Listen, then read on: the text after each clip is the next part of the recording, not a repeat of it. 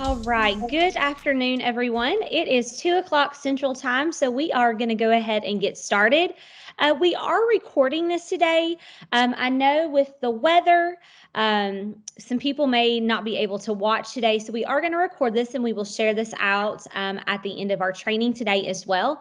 In just a few minutes, I'm going to be dropping in the chat box just a Google form. If you could just fill that out, it is our feedback form today. Also, we just want your information of what district and school that you're from. That way, if you need any additional resources, we'll be able to share that with you.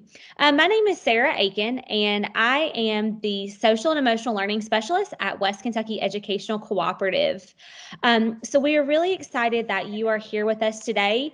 Our workshop that we're going to be doing today is building and maintaining resiliency and a return to normalcy. This is really for all school personnel following the devastations that we've had in our area of the tornado. We've really been working together. I've been working with partners from the Kentucky Association for Psychology in Schools, the Kentucky Association for School Social Work, the Kentucky School Counselor Association, the Kentucky Department of Education, Kentucky Department of Behavioral Health and Intellectual Disabilities, as well as the Community Crisis Response Board and the Community Crisis Response Team. Just over the last 3 weeks, I've been kind of tasked at the co-op. I'm also in charge of our crisis response team at the co-op. And over these last 3 weeks, I've really been tasked with coming up with a regional crisis plan to plan for when staff and students return back to school. Really thinking about this plan is, the co-op serves 27 school districts, and that's a lot of districts. And also, knowing where the devastation happened in our area, it affected 10 of our counties here in the western part of the state. So thinking about how we can have a regional crisis plan, to be honest with you, was very overwhelming. And so I reached out to all of these partners and said, I need your help. And with these, we've kind of come up with a statewide system of support. We've been able to share these resources with Warren County and GREC, which is another educational cooperative, but all of us working together is the information that your superintendents have received. They have received packets of information for staff members, also packets for families and caregivers. If you have not received that and would like that information, please just reach out to me. My contact information will be at the end, and I'll be more than happy to share any of that with you. All of these individuals are they are a wealth of knowledge. And so it's been a joy of working with all of them. I'd like to introduce them at this time. So our representatives from the Department of Education, we have Dr. Damian Sweeney. We also have Christina Weeder as well, and Deb Sauber. From the Department of Behavioral Health and Developmental and Intellectual Disabilities, we have Marion Silman. Unfortunately, today, our representative from the Kentucky Association of Social Workers, Lori Vogel, was not able to join us, but she's been working with us as well. Also, I'm the representative from the Kentucky School Counselor Association. The Kentucky Association for Psychology in Schools, we have Bethany Opel and Mackenzie Leachman. And then from the Community Crisis Response Board and our Community Crisis Response Team, we have Angela Roberts. So I cannot thank these individuals enough for sharing their wealth of knowledge of what they have, of the regional plan that we have come up with over the last couple of weeks to share with your schools and districts. So today we're going to kind of be tag teaming just this information, these workshops. We have people that are going to be monitoring the chat. So if you do have any questions throughout that, please feel free to drop those in the chat. But at this time, I'm going to turn it over to Angela. Well, first off, this is kind of give us a roadmap of what we're looking at today. So really, we're going to talk a high-level overview about the disaster response. Then we're going to get really into supporting systems and staff, what to expect when students return to school, and some strategies to manage the impact of the tornado. So this time I'm going to turn it over to Angela Roberts. She is going to share with us just kind of an overview of the disaster response and kind of give us a big picture of what they've been doing with Kentucky Emergency Management and the Kentucky Crisis Response Board. Hi, and thank you for that. So I have been working with our local community mental health center for the last 3 or 4 weeks on this. And I want to give you kind of the really high level overview of this. So next slide, please. So what we know happened is on December 10th, in the early evening, mid to late evening, around a little before 10, we'll say, tornado warnings started occurring, moving in from Tennessee into western part of Kentucky. Now, to put this in perspective, since the 1800s, there have only been 7 tornadoes that occur in December or have occurred in December, but on the highest level impact was an EF3. So next slide, please. So this is kind of an overview of how it occurred. It started in Fulton County, and as you are well aware, it proceeded all the way through Muhlenberg County. The next slide.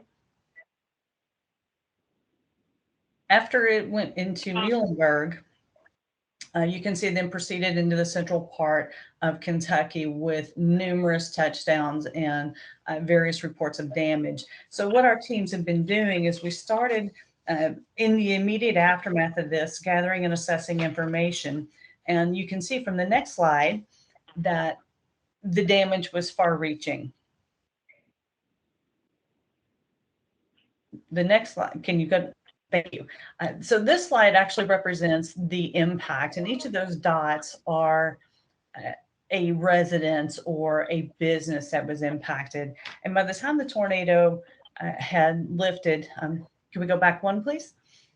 By the time it had lifted, we ended up having a total of 568 homes that were destroyed, 678 homes that have had major damage, a little over 1,100 that had minor damage, and 184 businesses that were impacted.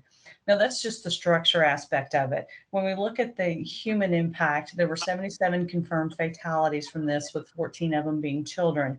7 of them came from one family within the Warren County area. So the impact of this is far beyond the structures that have occurred. There were water outages, there were power outages. There's still some areas that don't have power restored. And so now they're also dealing with the winter weather that has occurred. So next slide. So what we did was we actually pulled together the resources familiar within the community. And this slide just really shows you an overview of all the different aspects that were providing services after the tornado was after we started assessing and doing our response. So the first time that we've really done it, and that nobody's been able to say that we've done this before, but we encompass the whole aspect of behavioral, emotional, and spiritual care. So our community mental health centers provided a huge amount of resources and continue to do that every day on the ground within the community. But then we also had spiritual care providers. We had recovery support providing services to that. We had multiple canine agencies on the ground that we had vetted and worked with. And then between our community crisis response team, the KCCRT, and the Red Cross mental health staff, we've all been able to provide numerous support to those impacted. So we've actually had more than 225 staff on the ground since this happened, providing outreach, going to the hotels, going to FEMA sites, and providing services to where we had just under 6,000 contacts reported as of late yesterday. So that's 6,000 people, which is a very low number because we know not everybody's been able to report like they should.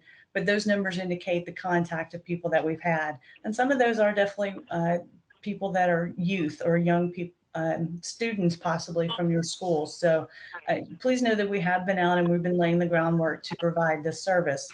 So the next slide will show you kind of where we're going with this. This is the kind of the phase of disaster, and we're right in the middle between the impact and the honeymoon phase. Everything's still going on, and we're continuing to provide those services. What we're doing now is we are working with the FEMA grant to secure a crisis counseling program grant, which will provide an initial period of support to the communities, and that will be for the schools, for the communities themselves, for the first responders, for anyone who's been impacted by this. And we know that the impact has been far reaching, because whether it was someone who lost their home or lost a loved one, they're going to have an impact by it because it did affect them. And it's the same with your school community. It may not have affected your schools, but it does have an impact because somebody knows someone who's had an impact from the tornado. So we're going to be out, we're going to be doing things for the long term. This is not just during the disaster response, we're moving into recovery. So that really gives you kind of a very broad overview of where we've been and what we've been doing. The very last slide I have is just to say thank you, to know that the Department for Behavioral Health and our other response agencies are working together to provide for the mental and behavioral health needs of those impacted. And my contact information is on this slide. So please feel free to reach out to me should you have any questions. But I want to thank you for attending. I want to thank the co-ops and all the parties involved in pulling this together, because it is a community effort to provide the response, and it's greatly appreciated. So thank you all very much, and enjoy the rest of your presentation. Thank you, Angela. Thank you so much for that overview. It was really powerful to see all of the resources that have been able to be put together. The next slide that we want to talk about is just the real importance of having a level of hope during this time. Not toxic positivity, but just a level of hope. I'm not sure if you all saw Amanda Gorman and her New Day's lyric, but I found this excerpt, and one of the strategies that we're going to talk about today includes mindfulness and grounding. And so sometimes if we can find an anchor, even when we are trying to help support our schools and our families and our communities, just having a focus can kind of help us zone in. So the excerpt that I thought was appropriate for this is that it's not just for the tornado, but also recognizing the pandemic. That we are learning that even though we weren't ready for this, we've been readied by it, and that we steadily vow that no matter how we are weighed down, we must always pave a way forward. And that was inspiring to me. And so I encourage you to find your own anchors for how to move forward and manage in this situation. The other example that I think is also helpful is just to acknowledge that we have excellent resources here in Kentucky within your communities, within your resources, and that we know that our leaders know how to make decisions. Your leaders in your schools, your superintendents, they know how to make decisions. They have to make decisions. And our leaders bring to crisis a lot of experience, and that crisis experience actually helps our leaders lead in a crisis. And I think that this is just a good example. And, you know, the quote from this scenario is that no one warned us and no one has ever trained us for an incident like that. And so I hope these are a couple of grounding, mindful pieces that might help you as we move through this presentation.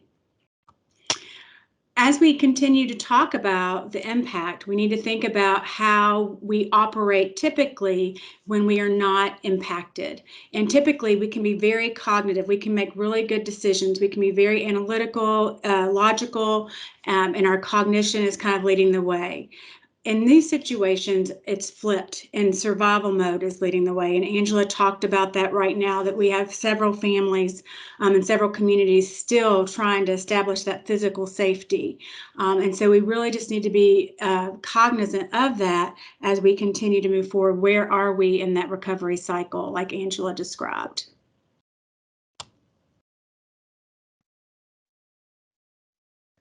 Okay, so hi, I'm Bethany. I am a school psychologist in Jefferson County.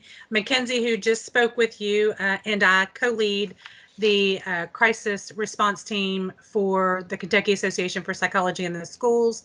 She also helps lead the crisis team in Fayette County, and I help co-lead the crisis team in Jefferson County. So we do have a lot of experience with trauma and crisis and those kinds of things. So I just wanted to put that out there.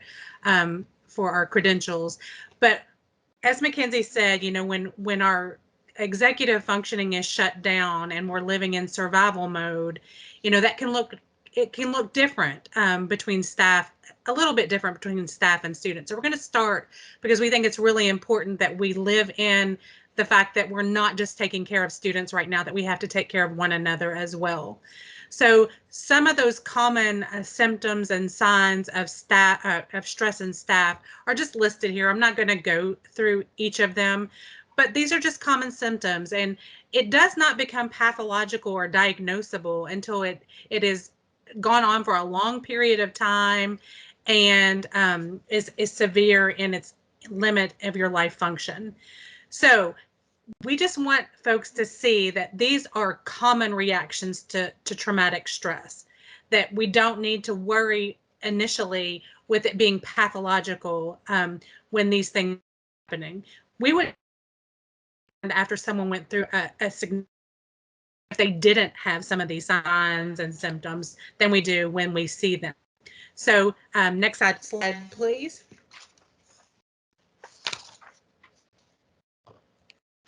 All right, so how do we address that? So we just saw some of the common reactions and symptoms, traumatic stress. So, you know, one of the things that we can just acknowledging that loss and expressing condolences. You know, a lot of times it's really hard for us in our day-to-day life when we deal with someone that has experienced a significant loss, because you don't know what to say and it's hard. And the best thing that we can do is just acknowledge that, yes, what happened to you is terrible, and it's, you know, we're really, really sorry. And, you know, it's hard. Sometimes we get stuck on our words and say things such as, you know, with time, it'll get better. And that's just not helpful in that moment. We know that in time, things usually do get better, but to say that to that person in that moment in time is just, it's one of those things that it's our go-to, and it's an initial normal reaction to say something like that. But at this time, you know, lots of people are going through and experiencing grief. So just, you know, information about that loss and making it comfortable, you know, letting them know that it's okay for them to talk about it. And then asking them and being very specific, is there anything that I can do? If you're a leader or, you know, in a position where you're over other staff members, is there anything that I can do to make coming to work easier at this time? And this is, you know, for our staff, we have to recognize that they're experiencing this as well. Clarify expectations, just making sure we're real concrete in, you know, deadlines and roles and things like that. And any kind of support that they might need to meet those deadlines and supports. Being specific with how we offer support. How are you today? Is there anything that I can take care of for you today? Or if you see someone struggling with something and it's something that you can help them with, you can just say, hey, why don't I just take care of that today? If you know someone's struggling significantly, just offering to provide basic needs such as a dinner or, you know, childcare or something like that, if that's something you can provide. And then also that psychological safety, which is so important, is just giving a space where folks can feel comfortable, you know, just letting their emotions and reactions be normalized. And then last but not least is, you know, if you have an employee assistance program or an EAP, just making sure that that is readily accessible. I know that we've had an EAP in Jefferson County, and every time I do a staff session on, you know, any kind of topic such as suicide ideation or anything like that, just putting that into everything that you do and making that, you know, putting in the number on a poster in a break room, just so that it's readily accessible, not just now, but anytime. All right, next slide, please. All right, so this is the slide that just shows common reactions in students following a situation like this. And the biggest difference here between the staff and the students is that students will have the intrusions of you're remembering what happened over and over again, where adults, a lot of their intrusions might be just worrying about the students that they serve and making sure that their needs have been met as well. But a lot of the physical symptoms are pretty much the same. A lot of the cognitive changes are the same. Emotional, the biggest difference is with the intrusions. All right, next slide. So how do we address grief in students? Some of those common things that we can do is just, again, acknowledging the loss and model how to talk about it and express condolences. One of the most important things I've found that we can do as dealing with students and children is normalize how we're feeling in front of them and show them how we cope with it. So if, for example, you know, you're just having a really bad day and you're a teacher and you're in a classroom and you're just really having those intrusive thoughts or just trouble concentrating, you can model for them and say, you know, Miss Opel really needs a moment right now. Let's take a couple of moments. Let's get up. Let's do some deep breathing. This is what I need in this moment. Maybe it'll help you too. Sticking to facts only. when I deal with crisis, when I train folks, I tell them there's 3 answers to a question. The first is using a fact, one of the, something that's been provided to you as, something that has been found to be true, and that's a fact. So you answer your questions with a fact. You answer with your questions with I don't know, but I'll try to get that answer.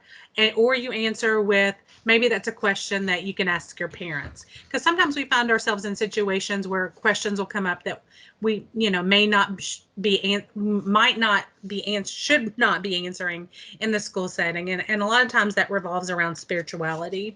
And so, we always falter back to, why don't you talk to your parents or a significant caregiver about that? Normalizing the grief and distress as common. Again, we know what those typical symptoms and signs of traumatic stress are. We just saw those in those slides that we just looked at.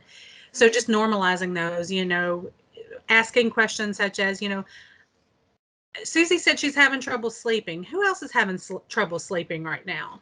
And so, letting folks look around the room and see that's a normal reaction, that, having trouble sleeping is a normal reaction to traumatic stress, and just having those kind of conversations. Reminding students there's not a right or wrong way to feel when we grieve, that sometimes anger is one of those common emotions when we're grieving. So there's no right or wrong way. Everybody's going to deal with it in their own way. It's how we cope with it that is where it becomes faulty. Reduce potential reminders. We're going to talk a little bit more about that later on in the presentation.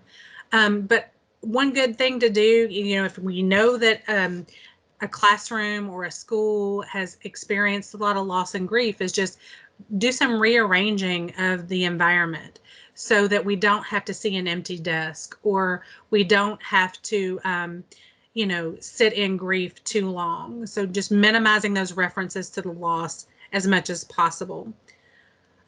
Focus on how survivors are feeling rather than the details of the death.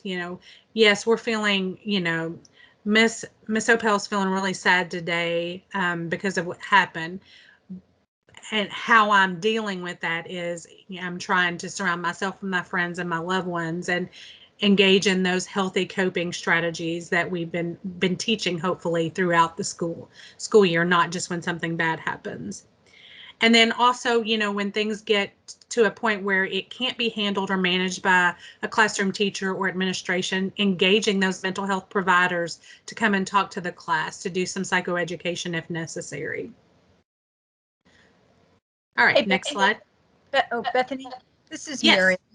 As Go you were ahead. talking, something occurred to me that I just wanted to kind of elevate and make explicit, and that sometimes when we're thinking about how to help students, we really focus on the students who seem to be struggling the most, and we often say, oh, well, they're going to need some one-on-one or something extra.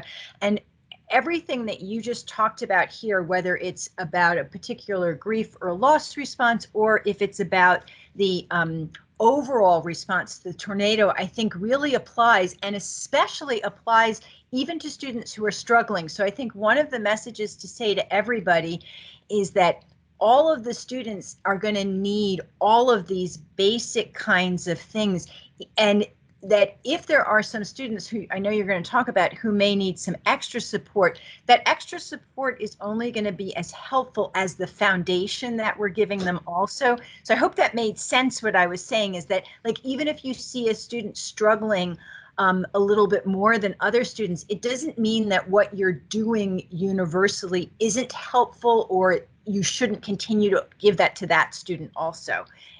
Or to a staff person as well. Like it applies in that realm as well. Anyway, I just, it occurred to me as you were saying that, so I wanted to jump in. Sorry. No problem. All right, so what this can look like at school, I'm not going to sit in this for too long because it was pretty easily described in those symptoms of traumatic stress, but it can look like poor concentration, easily distracted, trouble transitioning from one activity to another, being overly sensitive or jumpy or tearful, loud noises, turning the lights off might, that might be a trigger. So we just have to be really careful when, we're observing as students start coming back to school that things might look a little different. So we need to just be cognizant of the fact that students might be reacting a little differently to very common things that might happen in a classroom. All right, next slide, please. So with grief and loss, grief changes with time and place. So it's going to wax and wane. And again, those triggers or those trauma reminders or cues are going to, play into that as well. And again, like I said earlier, grief is natural. It's how we heal from a loss. And so usually, we would be more concerned if someone didn't feel grief after a significant loss. Again, but we don't want to say you must be feeling sad today. Everyone deals with it and copes with it in a different way, and you have to give them permission to feel however it is they're feeling, and it might not be sad at this moment. Again, we all come to situations with our own baggage and things that we've experienced prior to any kind of traumatic stress. So they might be triggered by a past loss or past grief as they're dealing with, processing what has happened over the last 3 weeks. As far as grief response to COVID-19 and the tornado, it's big right now. We've had loss of people, relationships, connections, even just normal routines, which is, part of that sense of security that we have.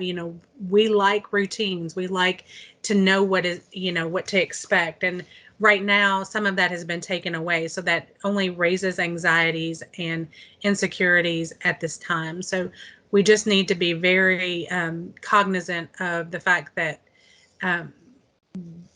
that prior traumas and prior grief might be triggered at this time because of all the loss of control and power and certainty and those expectations and routines that have been taken away. And then we don't always get a sense of closure from those normal rituals. So this was kind of taken away pretty quickly, and there was really no closure to that. So we just have to be very aware when we're dealing with students.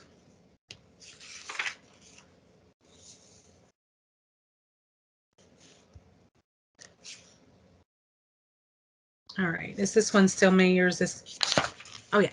All right. So be clear about physical and psychological safety, and that, we want to make sure first and foremost that, the physical safety has been taken care of. And again, perception is really critical here, because even if I know as a building administrator or as a teacher that the building has been cleared as physically safe, if my perception of that physical safety is not the same as what it is, then I still have not, the perception is just really critical. So we have to keep reminding that the building has been physically cleared, that we're safe and to come back to school, and that remind them that it's our job to keep them safe as possible. Minimize discussion of the details of the tornado. And, that sounds like a no-brainer, but I'll tell you, in times of crisis, we might find ourselves talking about something and little ears are around and we don't think they're listening, but they're taking in that information. So we just need to really be mindful of our discussions and even exposure to media and coverage and images. Prepare for, again, bad weather.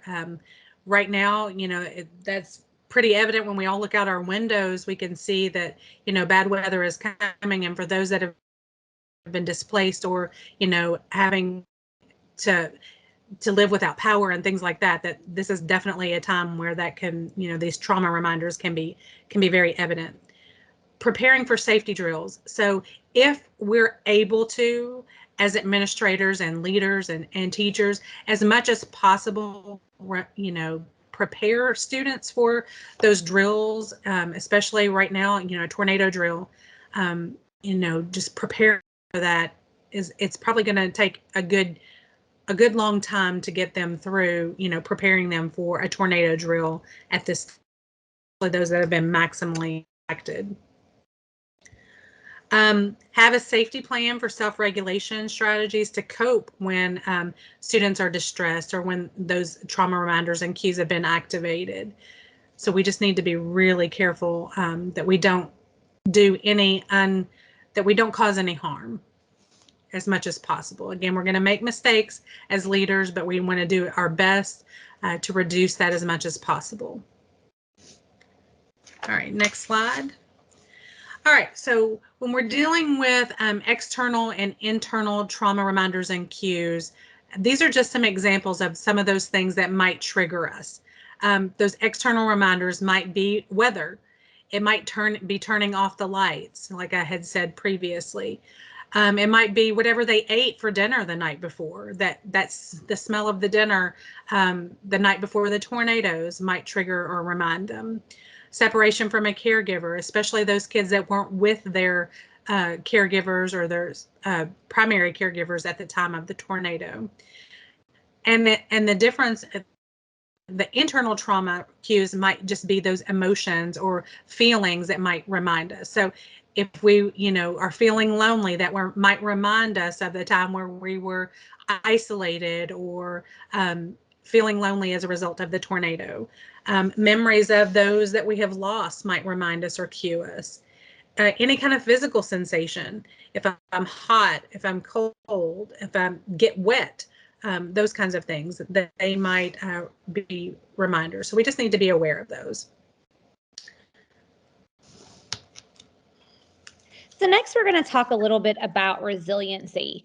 So, how do people build resiliency? But I think it's really important for us to know exactly, I think we use that word a lot. And, resiliency is typically defined as that capacity to recover from difficult life events. It's that ability to withstand adversity and bounce back and grow despite life's downturns. I kind of like to think of resiliency. It's not a trampoline. When you think about bounce back, like you think about bouncing on a trampoline. But resiliency is not a trampoline where you're down one moment and then you're up the next. It's more like climbing that mountain without a map. It takes time and strength and help from people around you. And, we're likely going to experience setbacks along the way. Our students are going to accept setbacks, but eventually we're going to reach the top and we're going to look back about how far we've come. So, how do we build that resiliency? We build that through connection. It's going to be extremely important as your students are returning back to school that we're prioritizing those relationships.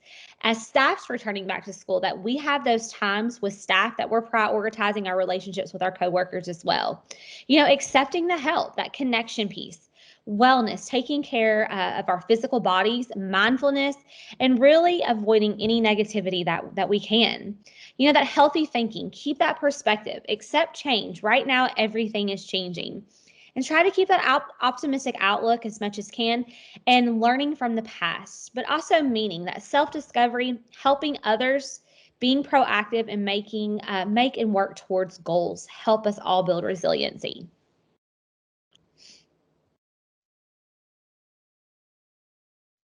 Next, please.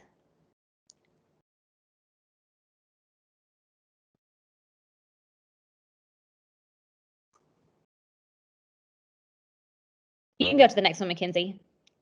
I hope we didn't lose her, because I know my internet says it's unstable. Okay. I'm on here. I'm on the slide. What to do, strategies for staff and students. Is that what you're seeing? No, it didn't forward for us. Sorry. There we go. Okay, if you can keep going. So we're going to talk about some strategies for staff and students of how we can build that resiliency. You can go to the next one. Yeah. Gotta love technology. Absolutely. The snowy weather doesn't help at all with the wind blowing either. Okay, I'm on calming plan for school. Okay, I don't see that one. So I'm going to see if I can pull it up somewhere else.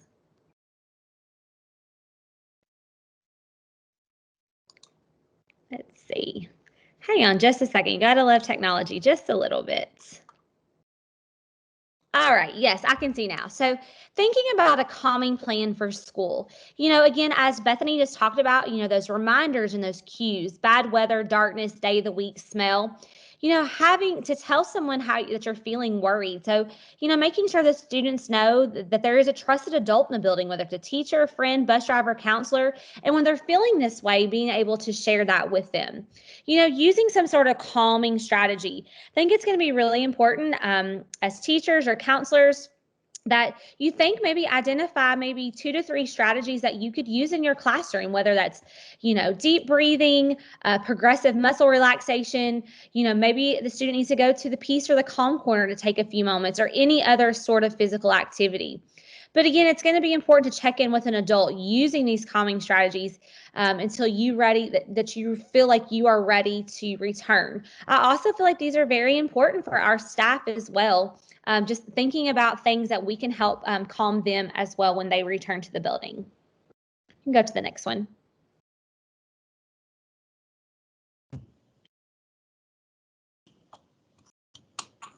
Okay, so just like Sarah and Bethany have talked about, one of the things that, and I mentioned earlier, that help us is those grounding activities.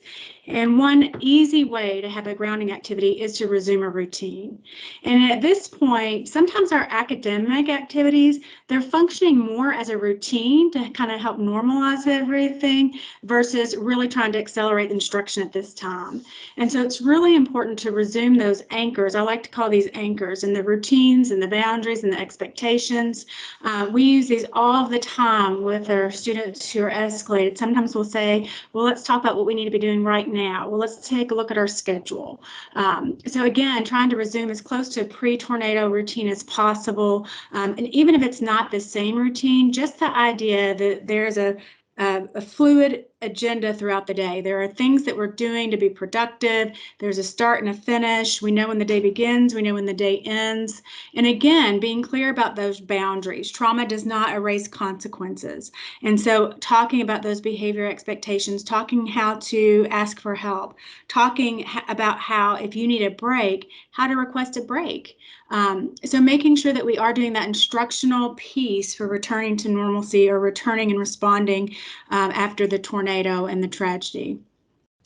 Thinking about your timelines or quantities as needed, and this is for your staff as well. All of us have been in the classroom where we've prepared these wonderful lessons, and we've had to adjust and just scrap it because it was not what was needed at that time. So having that routine and having those plans, but also being flexible with being able to adjust those timelines or quantities, and then that consistency is possible. So we're going to talk about how to incorporate some of these grounding activities and consistencies in the classroom.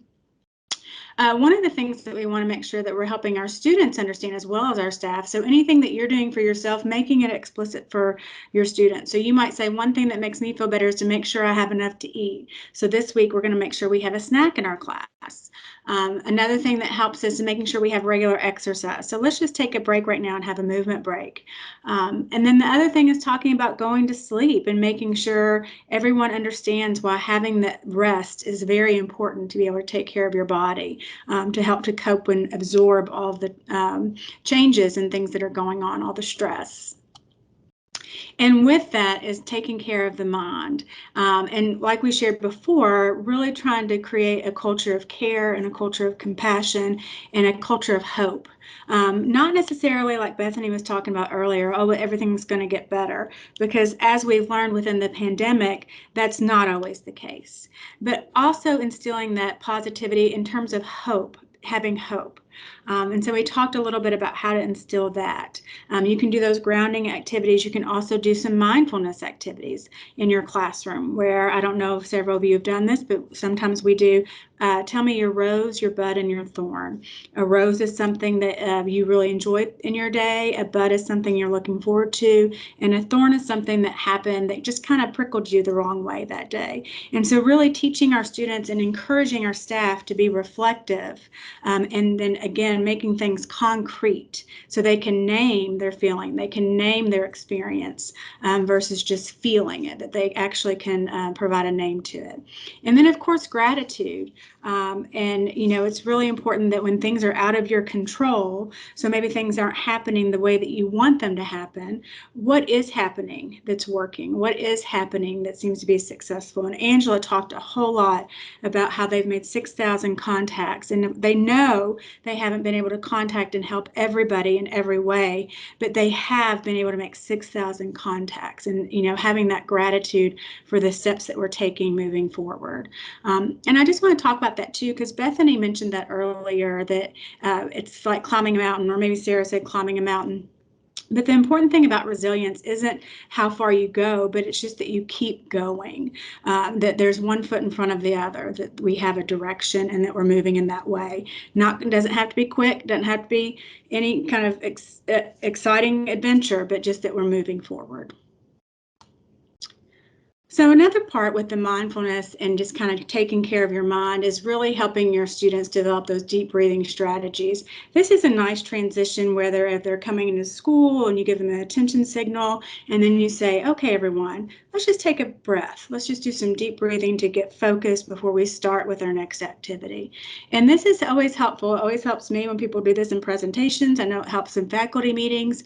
It's just to kind of take a moment. There's no reason why we feel pressure to keep going. We can teach and be explicit about the need to pause and catch your breath before you keep moving. And I think that's important for us to teach our students. So these are some strategies. I'm sure you've seen these before, where we are prompting them to inhale and exhale, doing the box breathing. The guided imagery, make sure, what's your favorite type of pizza? Hold it in your hands, smell it. Can you smell the green peppers? Can you smell the pepperoni? Can you smell the sausage? And just really guiding them through some familiar calming activities. Also implementing that breathing technique. And those are some strategies that teachers can do in the classroom. So some of these are just what we talked about, just to summarize, just starting and ending your day with a mindful or grounding activity. What I was talking about earlier, having them name the emotions or describe their experience using their words, and really engaging that cognitive piece as well as that emotional piece. Modeling the self-regulation, and we encourage all of our teachers to do this, that if you're in class and if you as a staff member start to get overwhelmed, you can say, you know what, friends, I think I need to take a minute. Let's take a pause. Everybody take a pause, hit your pause button on your desk, and go ahead and model that self-regulation. Describe that regulation strategy that you're doing. You might even say, last night my dog got out and I had to chase him all over the neighborhood, and it was really stressful with everything going on. So when I got home, I just sat down for a minute and I just pet my dog for just a few minutes and just tried to relax after that very stressful situation. And so really describing that you are experiencing stress as well, that you are doing things to regulate that, and engage your students to do it with you. And then also taking a break if you need it. And this is something that you can work on with your team, with your principal. You know, either you text and do a text in, text out. If you have this system set up in your school, it's wonderful. If you don't, you might even just encourage to have this discussion. So, you know, as we return back to school, we might start noticing that we're feeling overwhelmed. If we are, how can we support each other? If I need for you to cover my class, how can I let you know that? I'm in the schools in different capacities, and you know, it's not unusual for a teacher to reach out and say, hey, I need to take a break for a minute. Do you mind to step in? And you know, that might be something too, is just you have a floater that floats around, just ready to tap in if necessary. And then making sure that we're integrating SEL into our academics in all aspects of our school. SEL isn't just a curriculum or a class. It should be a skill that we're teaching, like reading. You read all day in school in every content area. You should be developing those social emotional skills of self-management, asking for help, building relationships, showing personal responsibilities all day. So making sure we're integrating that and naming it and being explicit with it. And again, connecting and communicating, greeting students and colleagues by name every day, every class, doing a check-in, fostering those peer connections, not just standing and delivering, but doing that peer-to-peer learning or that peer-to-peer support, practicing using I statements to ask for assistance, reducing opportunities for people to isolate and kind of live in those silos. And again, this goes with staff and students. So with our staff, sometimes they're in their classroom and they're with their same kids, and then they go home and they feel alone. I've talked with several teachers, principals, psychologists, counselors, and sometimes they'll say, I feel so alone. So making sure that we are creating those connections and supporting that communication, not just for our students, but for our leaders and our teams.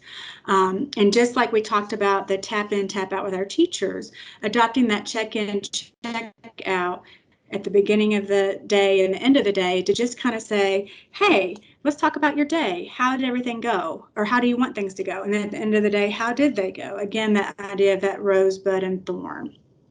And reaching out to caregivers and families, making sure that we're all a community. It's not just how your student is responding here at school, but hey, how's everything going at home? Oh, he's not sleeping very well.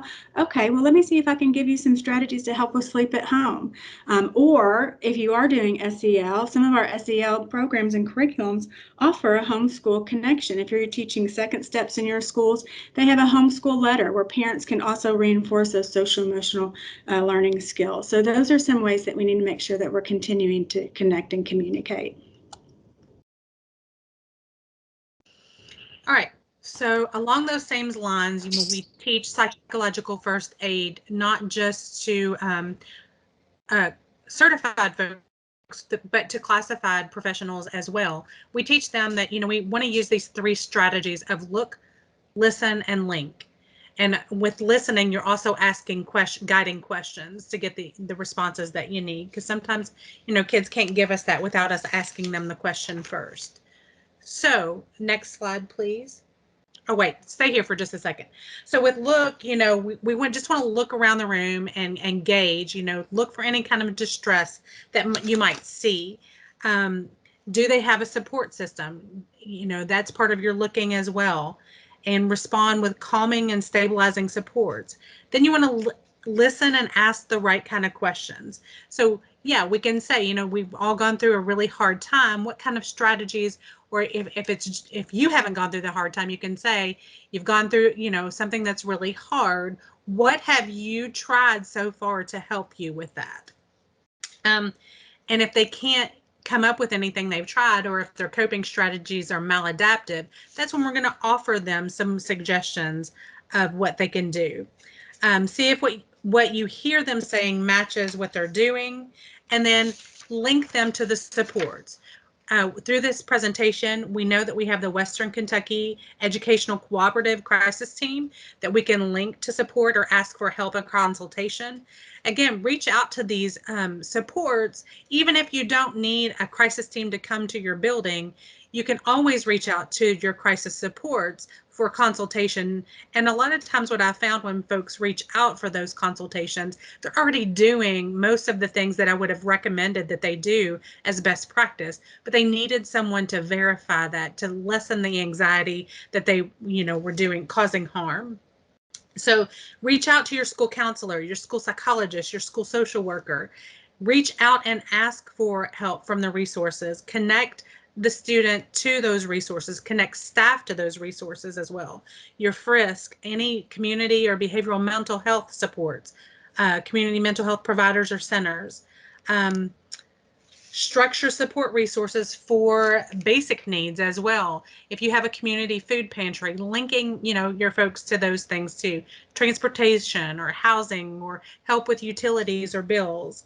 And then also social supports, linking your families and your students to those faith communities within your community, or an extension off 12-step program if necessary.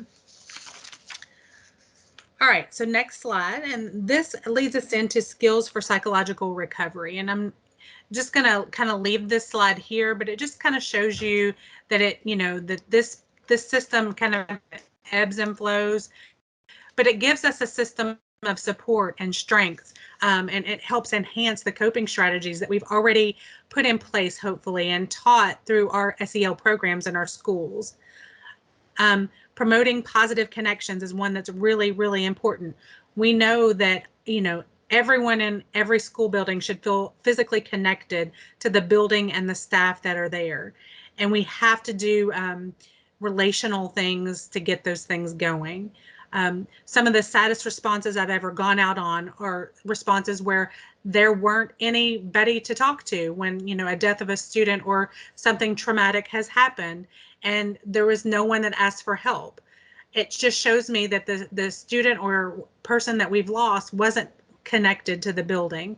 And that's something that we can do prior to any kind of trauma or loss. And one of the things I teach when I train crisis response is that it's not a matter of if something's going to happen in your building, it's when. And we have to be prepared for when that thing happens. All right, next slide. So what are some resilience building tools for staff? This next slide you're going to see is a self-care wheel, and I suggest that you use this. The link in the slide is there for you to be able to access this self-care wheel. But this really reminds me a lot of our sources of strength wheel.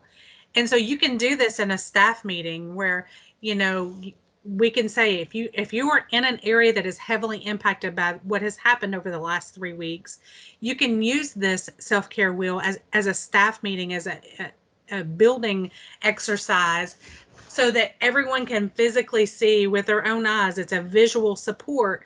Where do I feel strong? What are my physical supports? Where do I have a lot of support there? What are my psychological supports?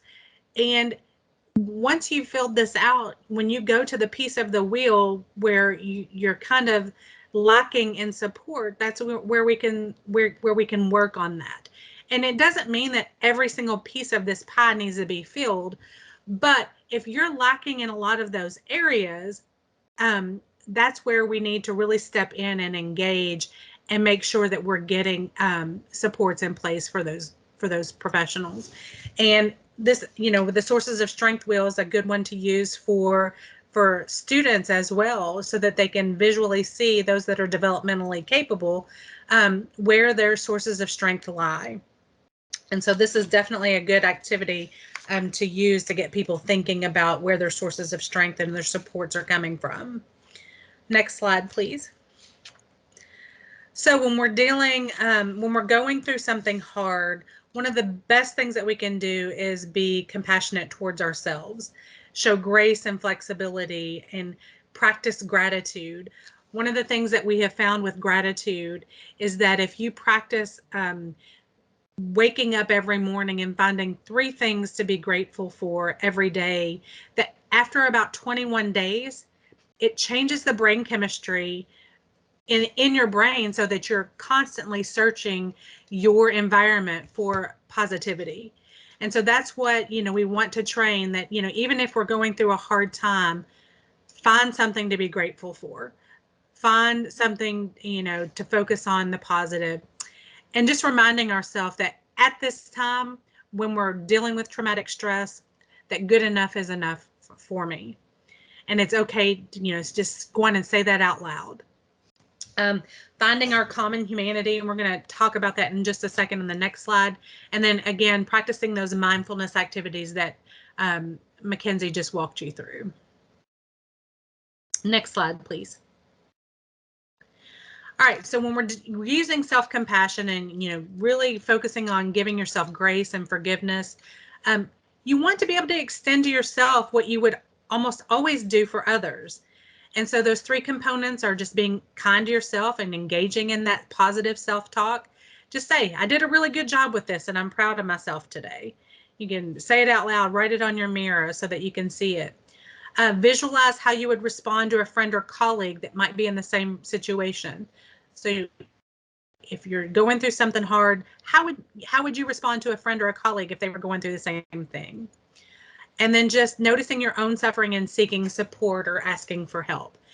And like Miriam put in the chat, that asking for help isn't always an easy thing for us to do. And sometimes we're just really reluctant to ask for help because we don't want to feel like a burden or a nuisance to others. And especially if I'm a teacher and I'm going to my principal asking for help, sometimes that's really hard. But just try to remember, if someone else that you knew were going through the same thing, how would you offer help and assistance to them, and what would you recommend that they do? And practice that with yourself as well. All right, next slide. So I absolutely love Brene Brown. If you, oh, good echo there. If you have not checked out Brene Brown, I encourage you to do so. I absolutely love this quote. We don't have to do all of it alone. We were never meant to. And I think that's so absolutely true of everything that our part of the world has been through over these last 3 weeks. You're not here to do all of this alone. There's so many supports and so many resources that we're here to share with you. So on the next couple of slides, we're going to show a couple of the resources that we have available. Again, all of these are resources that we use for our presentation today as well. And then the next slide also has some additional psychological first aid resources as well for you to use. A lot of these resources that are linked on these 2 slides were on the information that we sent to your superintendents. I believe I sent that out to all the school counselors as well. And if you were on the crisis response team, that you should have that information. But if that's something that you would like, feel free to reach out to me. My contact information will be here in just a few moments. But on this very next slide, we actually have a QR code. Oh, no, mindfulness in schools. This is another really great, these are some really great tools to be able to use to start implementing mindfulness in your classrooms and in your schools. And then again, here is my contact information. And if you use this QR code, and I know that Mackenzie has dropped in the chat several times, links to all of the resources that we've shared today in our presentation as well. Again, we're here to support you. As that quote said, you're not here to do it all alone. And whatever we can do to support you and your schools, your districts, and your communities in any way, we are here to do that for you. So please feel free to email me. That's my cell phone number, so you can call me, text me. I sometimes won't answer if I don't have your number in, so feel free to text me before and say who you are. That way I can get that number saved in my phone. But again, in the chat box, we have dropped in a feedback form, so if you would not mind to fill that out, that just kind of helps us get some feedback as well, knowing where you're from in your districts, and then also where we can send you your ELA credit as well. I just really appreciate each and every one of you all taking off. I know many of you all were out of school today due to snow days. Thank you for being here. And before we go, does anybody have, I'm just going to open the floor for just a minute because we are right here at time. Does anybody have any questions, anything that they would like to ask or clarify before we end the session today?